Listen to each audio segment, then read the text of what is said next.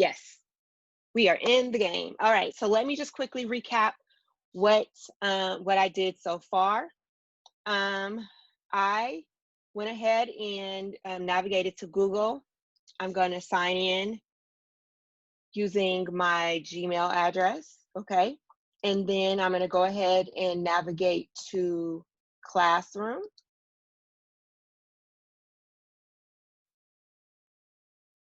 Okay, when you navigate to your Classroom dashboard, again, it'll show all the classes that you either teach or you are enrolled in. Here you want to navigate to the plus sign, okay, where it says create or join a class. If you want to join a class, then you would click join class. And then this is where you would enter the class code. Again, if you are trying to join classes using your school email, it may not work because the network administrator may have restrictions on that. So you definitely would want to join using your personal Gmail. I always say use your personal Gmail as well, because you know, who knows, if you change districts or schools and you no longer have access to that email, then you'll no longer have access to all the files as well.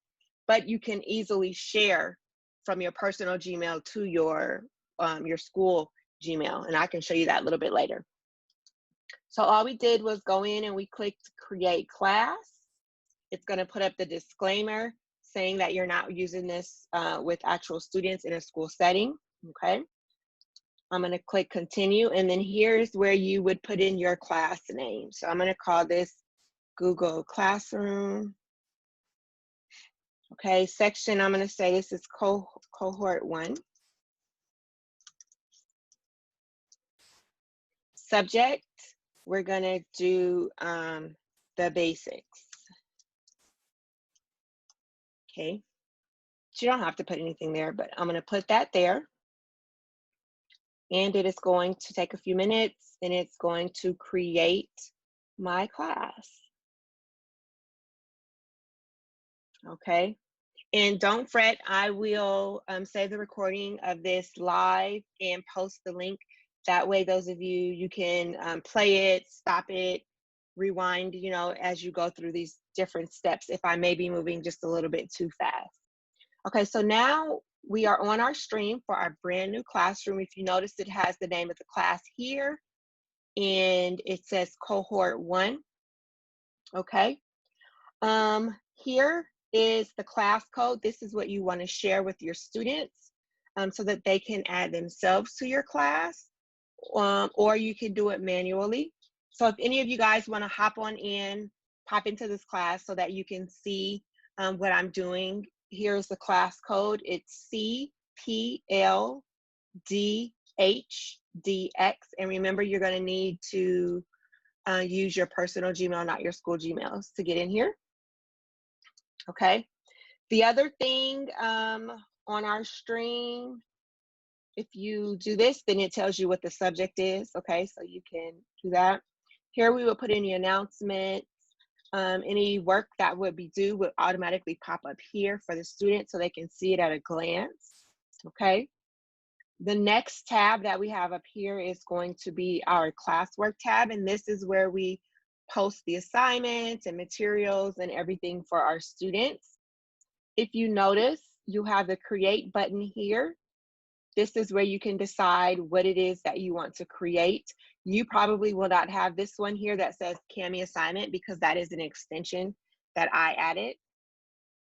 But you will have assignment, you'll have quiz assignment, you'll have question, material, reuse post, and topic. And I'll go back over a little bit what each of those are in a moment. You will have your Google Calendar here. Anytime that you create an assignment and you set a due date, it then gets added to not only your Google Calendar, but also the Google Calendars of all your students.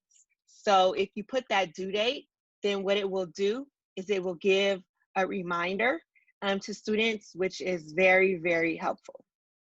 Okay, let's see. And then here is your class drive folder. So in here will be all of the assignments that you give to the students, as well as all of the work that they submit. Okay, so we'll talk a little bit more about that as well.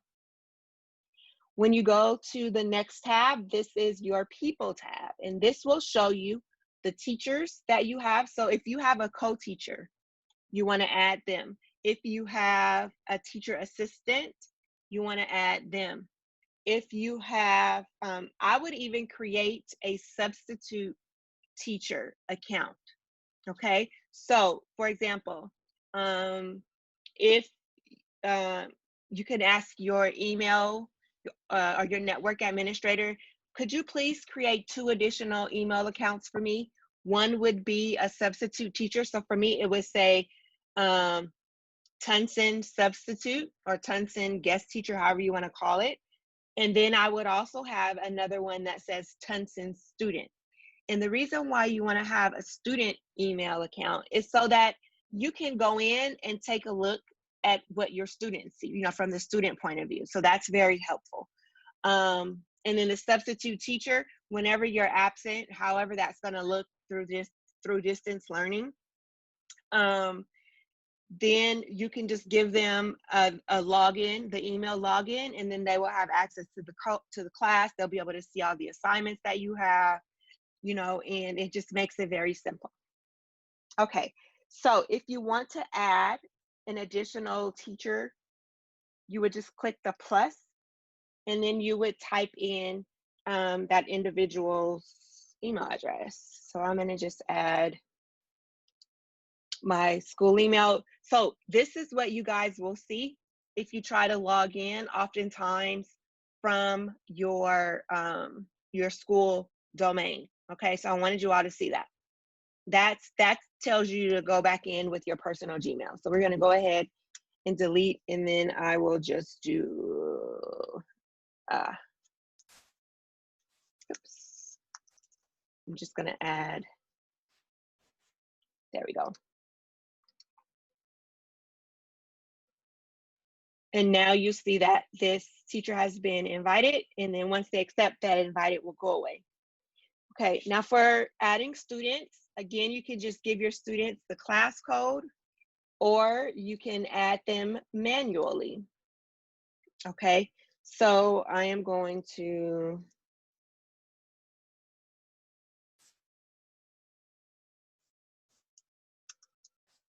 okay, I'm just gonna add a make-believe student there. And now it shows up that my student has been invited. Okay, so if any of you were to go ahead and join this particular class, then it would show up here, and that will let me know that I have students that have added themselves to the course. All right, the final tab that you have access to is going to be grades, but because we don't have any students and we haven't posted any assignments, then there's not going to be anything in this tab. Okay, once I go in with my student email address and I accept it, then I'll populate here. Okay, the other thing that you want to take note is if you come over here, you'll see the little cogwheel. This is the settings for your classroom, and here is where you can go in and you can change the name of the class. You can add a description, any of that basic information. Here are your general controls. Okay, your class code. If by chance, let's say your class code gets compromised, you can easily turn it off, copy it, reset it, disable it. Okay. This refers to the stream. Do you want students to be able to post comments on the stream, or do you just want them to be able to comment on the post that you place? Or do you only want yourself to have the ability to comment and post? Okay, so here I'm going to just put students can comment, that because I want to keep my stream kind of organized. Classwork on the stream. So you have a couple options here. Because my stream is used primarily for announcements or like quick pieces of information that I want to share with my students, I am going to hide notifications for classwork. Okay, if a student wants to know what they have in the classwork, they'll be able to look on their calendar. they'll be able to look on the coming soon tab that's on the screen, and they can look directly on the Classwork page. Okay, and then show deleted items. Right now it's set to only teacher can view deleted items. That's perfectly fine, because again, you want to keep a very clean and organized classroom. The next thing that you want to set would be your grades. This is so important. This was one of my greatest frustrations as an administrator during distance learning with my teachers, is because a lot of students weren't as actively engaged in the classwork, in the classroom, meaning turning in assignments and things, because they didn't think that they were getting graded for the work. Now, that's a total American, probably California mindset that our kids have, that I am personally working to change. But you want to make sure that students can see their grades, and that if you have a due date for an assignment and the student does not turn it in, that you go in and you put the 0 for that assignment. Now, depending on your grading policy, you may allow students to turn in late work, or students can redo assignments. That's fine. But if you do not have the grades showing properly, then it will not accurately reflect the student's grade in that class. So what happened with my teachers is, at the end of the semester, when it was time to do grades, a student who may have thought they were doing okay in the class, now all of a sudden the teacher turns the grade on and they're putting in all these zeros, and now they're in shock. Okay, so you definitely want to set up your grading from the beginning. Now, how will you choose your grading system? They have here, you can learn more about the choices. It could be total points. It could be weighted category. Okay, for this demo class, I'm not, well, actually, yeah, let's do total point. Actually, let's do weighted category so I can show you. Here's the button where you turn on the grade to students. Okay, and then here's where you'll add your grade categories. Okay, so I am going to add, let's say participation is important. And for me, I like to put participation as the majority of the grade. Because we're doing distance learning, you need to see your students in whatever fashion that is, so that you can tell that they're doing the work. Okay, so if you're doing Zoom sessions or Google Meet live sessions, if the student shows up to those sessions, that's where the grade would come in for this. If you do maybe like a Flipgrid video or something like that, that's where this grade would come in. Okay, so for participation. And then I usually will split up the other ones. I will do classwork. There really is no homework anymore. So you could do classwork / assignments. Okay, and I'm gonna do just 20%. And then I'm gonna just add assessments. And again, that could be formal assessments, informal assessments, however you want it. And then I'm just going to make that last one 20%. And now it adds up to my 100%. And I'm going to come over here and I'm going to press save. All right, so now I have my grading categories on. I have my classwork. Okay, I have the people tab. Okay, and then I have the grades. And then I've done all my settings. So now we are good to go. I know I have a couple people live. If you have any questions as I go through this, please go ahead and type it in the comment box, and I will go ahead and do my best to answer any questions. I'm gonna keep going on this live probably for another 15 or 20 minutes, just to show you just a couple more basics, okay?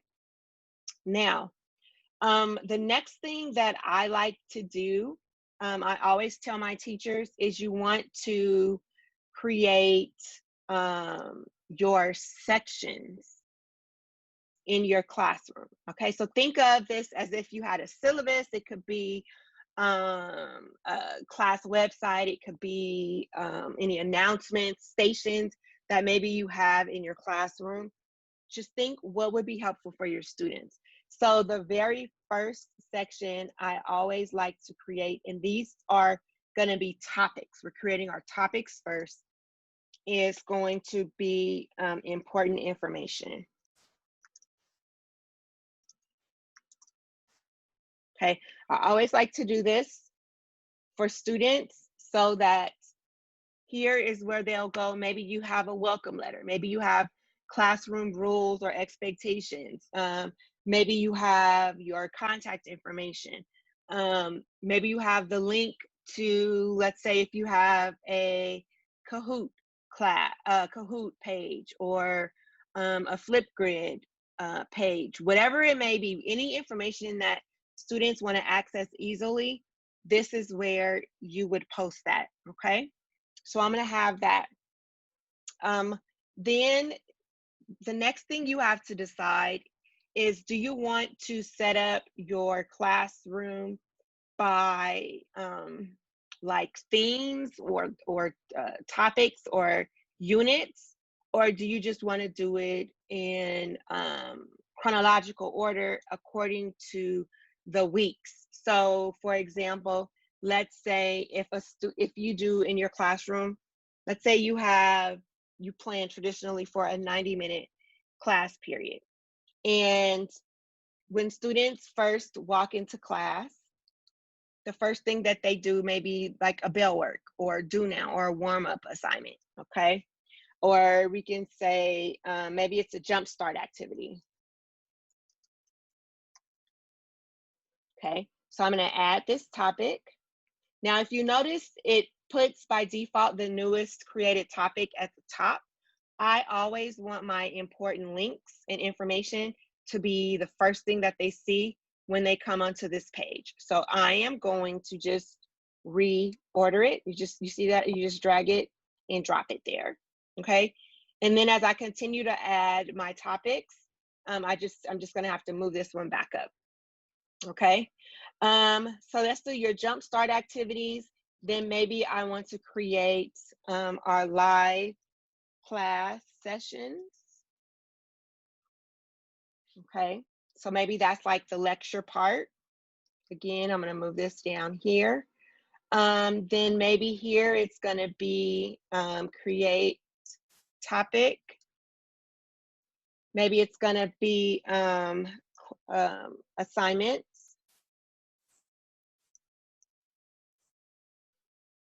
Okay.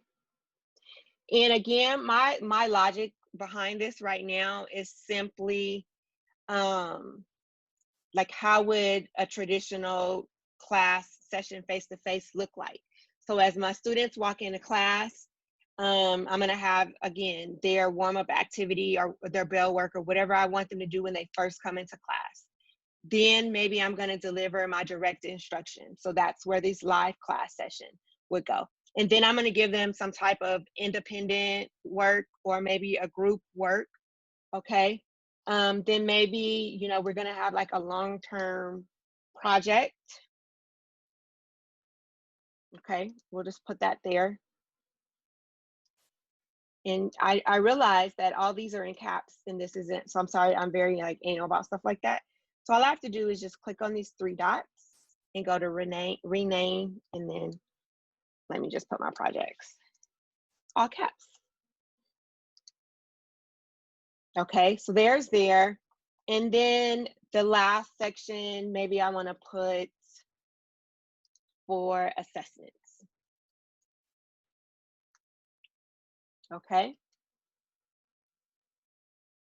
So that is there. And let me show you another way. If you don't want to drag and drop, again, you can click the 3 dots and move down. Okay, but you would have to do that a couple times.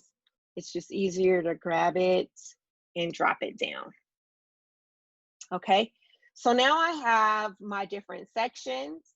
Again, you can do it totally different where, let me show you, if I did a topic, let's say this is going to be week number 1, and then whenever that week is, you would put the dates.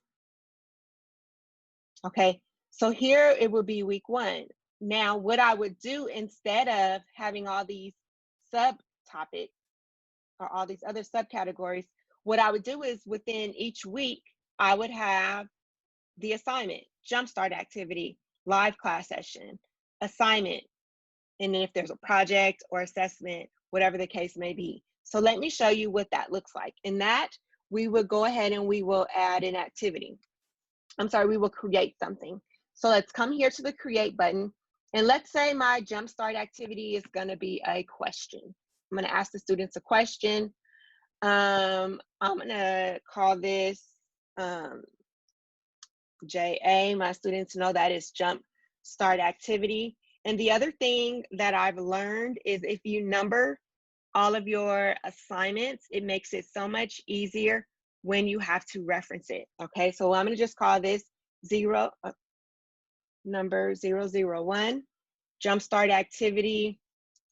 And maybe because this is on a Monday, it's gonna be, how was your weekend?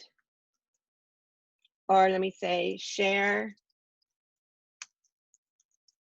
one new thing you learned this weekend. Or if you don't want to put that there, you can just copy. Actually, I'm gonna put it under the instructions, and I'm gonna put my weekend or Monday. Okay. Share one new thing you learned this weekend. Okay, it's going to be a short answer. Over here are your options. Student can edit their answer. If I want them to be able to reply to their classmates, they can. Again, is this a category? No category. Is this a points? This is going to be ungraded, or it could be participation. It's up to you. Let's do it as participation. And let's just do 10 points. Okay. Due date. Okay, let's say that this is going to be due on a Monday. And if you want them to do it, it's due by Monday at 8:05. You want them to get up early and get started, you can do that. Topic. This is how you keep things organized. So when you select your topic, you want to go right here. And right now we're putting all this in week 1. But if it could also go into Jumpstart activities, okay? So we're going to do week 1. And then here you will click ask. Okay, so under week 1, it's going to automatically put JA Monday. Okay, so that's a Jumpstart activity for Monday. That's there. Now let's say I want to create a material. Okay, and this is going to be number 002. This is going to be a live session. And we're going to have our Monday live session. Okay, here maybe I would put the Zoom link. Okay, so maybe you would say Zoom session at 9:00 a.m.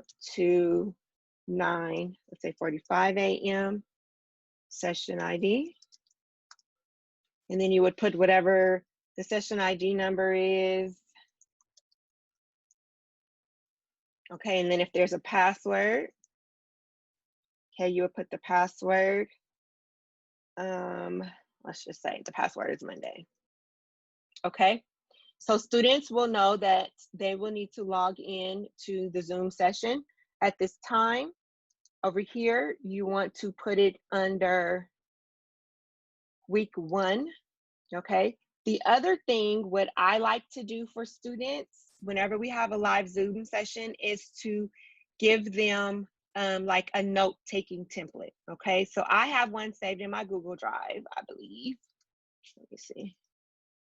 Yep, Cornell Notes template, okay? And all it is I just took a Google Doc and just created it there for them where they can type their notes. Now what you wanna do is have that there, okay?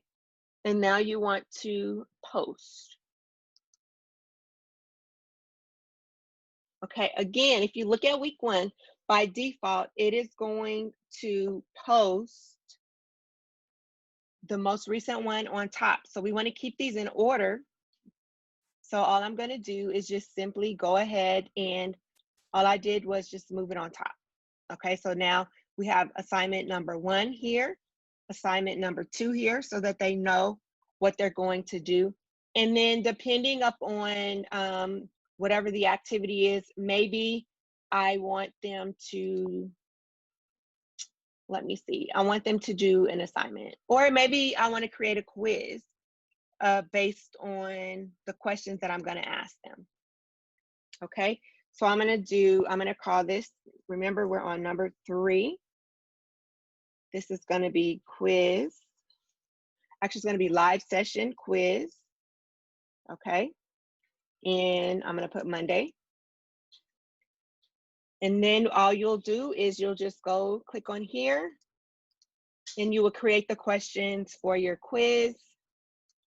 Go ahead and save it. Category, this will be an assessment because it's a quiz. Let's say it's only 25 points.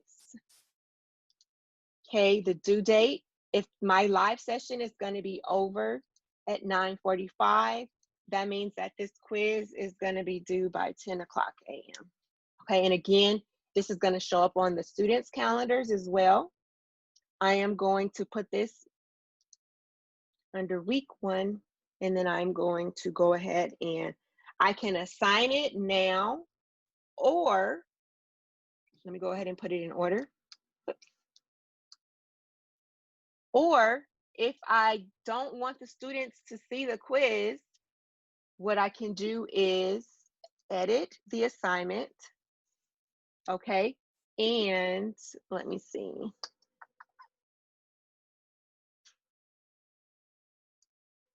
Where did it go?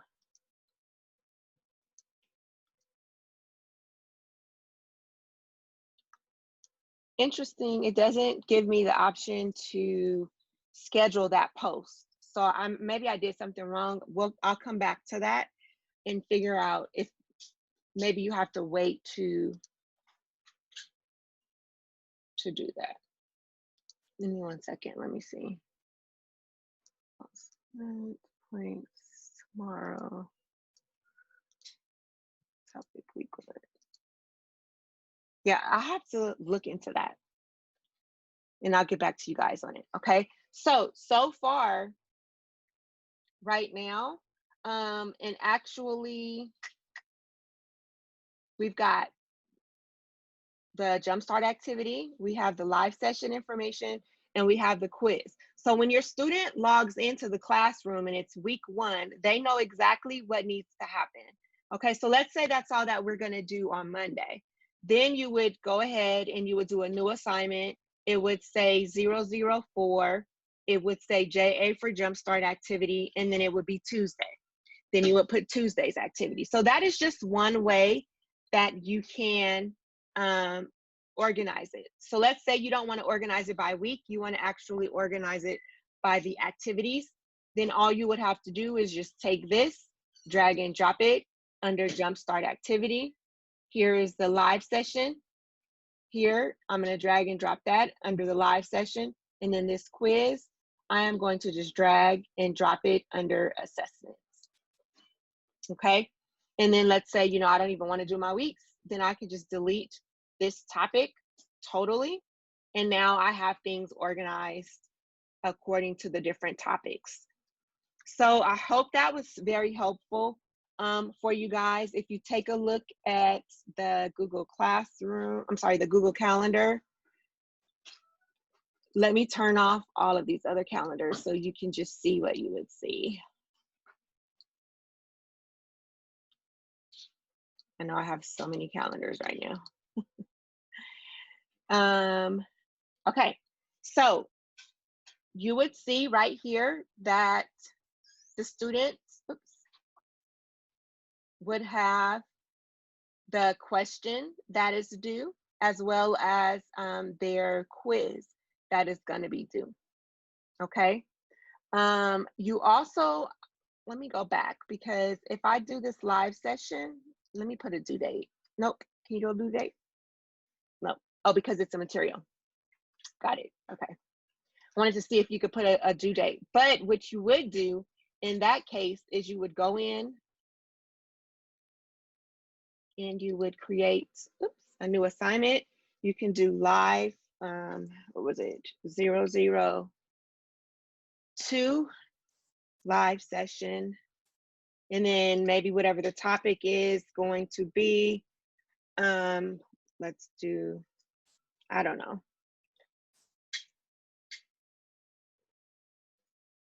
verbs. Can't think of anything else, but we'll put that here. It's not all day, okay?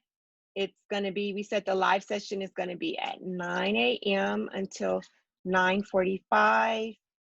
Event details in here, make it a Zoom meeting. You can do that, or you can do the Google Meet. Information is already there now for the students. And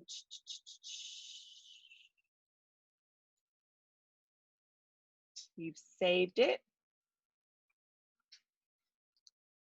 And now you have it here, okay? So now students will see at a glance what is going to be the schedule for that day for your particular class. Okay, so I hope that is helpful. The other thing is in your class drive folder. Right now we only have one assignment, and that is the blank quiz that we did, okay? But then you would be able to see every student that turns in an assignment, you will be able to access their work there. When you go back to the stream, now you'll see here, students can now see, oh, what's due tomorrow? Okay, I know tomorrow I need to have these things and this thing done. Okay, so I hope that was helpful for you. Again, I will put the recording of this video. I'll put the link. If you're watching it on the replay and you have any questions, please put them down in the chat so that I can answer them. And I want to give a big shout out to all of our classroom free educators that are watching from the Philippines. Welcome, welcome, welcome. Enjoy the rest of your Sunday, and remember, tomorrow we will resume our 10-day challenge.